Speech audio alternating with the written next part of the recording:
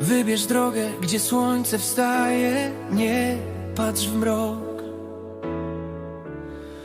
Tam cień zostaje, każdy krok to nowa szansa, nie bój się. Serce tańca.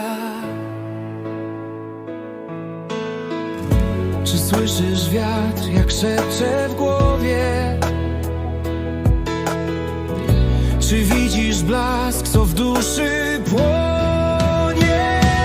Wybierz dobrą drogę, idź przed siebie, tam gdzie marzeń dotkniesz, aż po niebo. Wybierz dobrą drogę, słuchaj serca, niech prowadzi cię jak gwiazda wieczna.